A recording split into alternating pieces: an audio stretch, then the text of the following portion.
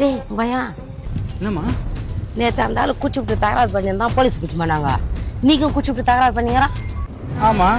ஆமாவா? அதுக்கு என்னம்மா இப்பா? என்னடா சர்வசாதாரணமா அலட்சியமா பதில் சொல்லிங்கிற? நான் பேசி முடிச்சதுக்கு அப்புறம் சொல்லு. அலட்சியவாதி யாருன்னு. குடிக்கிறது தப்புன்னு சொல்றதுக்கு எல்லா துறையும் கிளம்பி வரும். அந்த சரக்க பாட்டில வச்சு வியாபாரம் பண்ணுமா நிர்வாகத்துறை. அத குடிச்சிட்டு வண்டி ஓட்டிட்டு போனா அபராதம் கட்ட சொல்லுமா காவல்துறை. அபராதம் கட்டிட்டு போனவன் போதையில ஏதாவது தப்பு செஞ்சா அவனை கைது பண்ணி சிறைக்கு அனுப்புமா சட்டத்துறை. சிறையில இருக்கிறவன் தப்பு சுயநினைவோட பண்ணல, அவன் போதையில செஞ்சுட்டான் அப்படின்னு அவனை பெயில் அனுப்புமா நீதித்துறை. வெயில்ல வந்தவன் திருந்தி இனிமேலாவது வேலைக்கு போலான்னு கிளம்புனா அவன் உசிப்பேத்துற மாதிரி திருமண திசையெல்லாம் சாராய கடையை திறந்து நெஞ்ச நிமித்தி கம்பீரமா நிக்குது அரசாங்கம். என்னடா இது உணவு சங்கிலி மாதிரி சட்ட சங்கிலியா இது?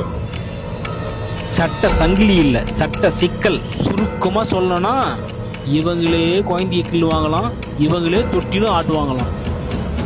இவங்க குழந்தைய கிள்றதோட சரி, தொட்டில எல்லாம் ஆட்ட மாட்டாங்க. புரிஞ்சா சரி. அப்ப தீர்வு